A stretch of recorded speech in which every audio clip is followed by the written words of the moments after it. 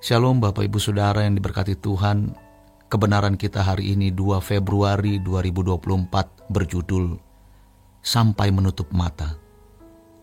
Paulus berkata, kalau aku disuruh memilih hidup atau mati, aku pilih bersama Tuhan. Sebab Paulus tahu pasti keselamatannya. Bukan spekulasi, bukan untung-untungan, bukan mudah-mudahan diterima di sisi Tuhan. Bukan. Semua ada tatanannya. Dan kalau kita mengikuti tatanan itu, maka ada kepastian. Filipi 2 ayat 12 mengatakan, kerjakan keselamatanmu dengan takut dan gentar.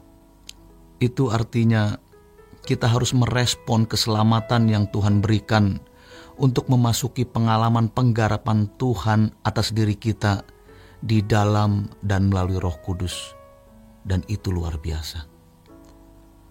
Para teolog khususnya punya potensi untuk stagnan, berhenti, karena sudah punya pengetahuan, sudah memiliki pengetahuan teologi yang cukup, punya posisi di dalam gereja, mendapatkan legitimasi dari jemaat bahwa ini pendeta, ini wakil Tuhan, orang baik, rohaniwan. Mereka lupa bahwa mereka tidak boleh berhenti berubah.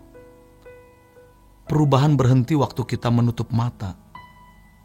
Kita tidak boleh berhenti berubah sampai kita menutup mata. Bukan berlebihan kalau kita selalu memikirkan hal ini. Karena kalau kita menunda, berarti kita terjebak siasat setan. Masalahnya, banyak orang berpikir bahwa selalu ada waktu untuk berubah. Selalu ada waktu untuk bertobat.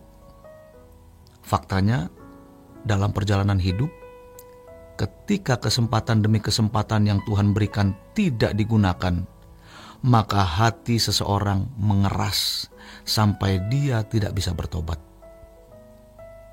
Bahkan kalau ia tidak belajar berjumpa atau menjumpai Tuhan dalam doa dan perjumpaan konkret, ia tidak akan sanggup percaya.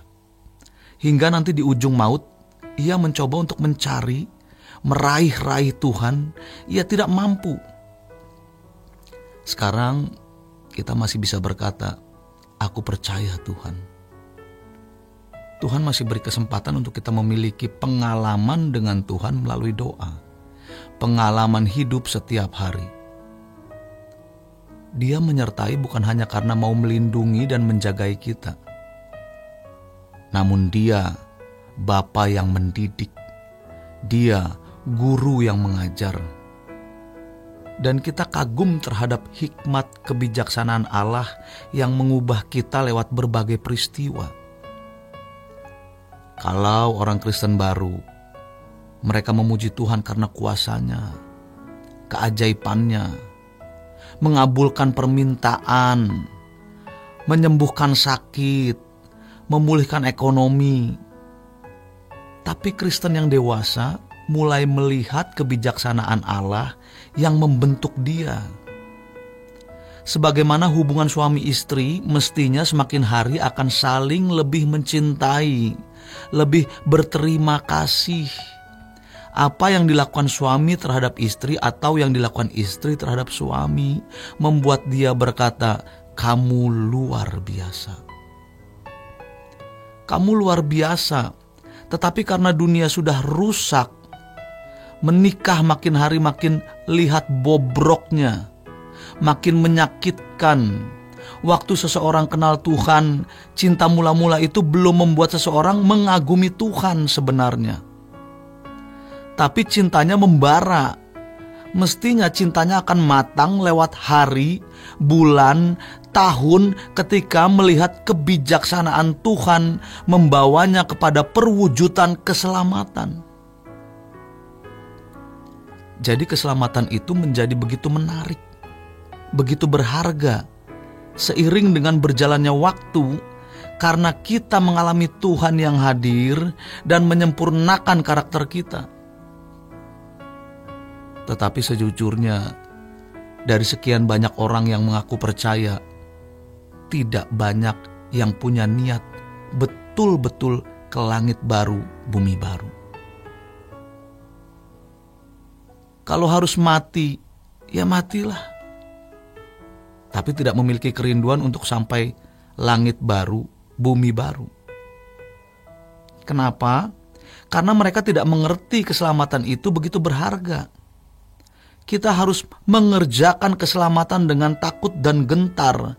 Ayat itu muncul setelah ayat di atasnya. Hendaklah kamu dalam hidupmu bersama menaruh pikiran dan perasaan yang terdapat juga dalam Kristus Yesus.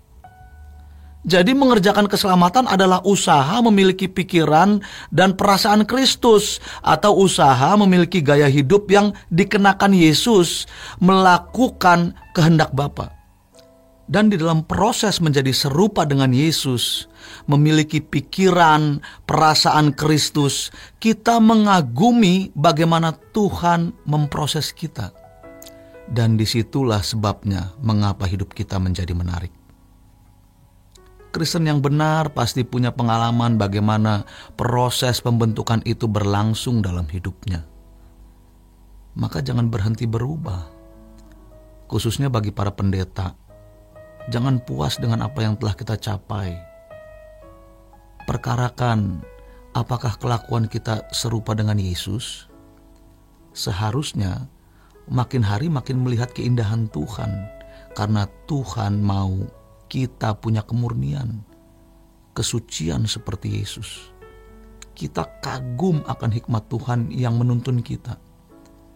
Seluruh pengharapan kita harus kita taruh di kehidupan yang akan datang, bukan di sini. Kalau kita masih mengharapkan ada sesuatu yang membuat kita bahagia dan berharga, pasti kita berkhianat kepada Tuhan. Kiranya Roh Kudus menolong kita untuk membakar keinginan, kerinduan, kehausan kita untuk tinggal di rumah Bapa. Dunia bukan rumah kita. Dan Tuhan Yesus berkata, kamu bukan berasal dari dunia ini. Sampai kita berkata, hanya Engkau yang kuperlu. Tidak ada yang lain. Engkau kuperlu lebih dari nafasku, lebih dari darahku, dan Engkau lebih berharga dari nyawaku.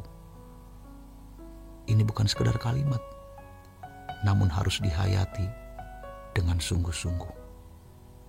Demikian kebenaran kita hari ini. Selamat berjuang untuk tetap berubah. Tuhan Yesus memberkati. Sola Gracia.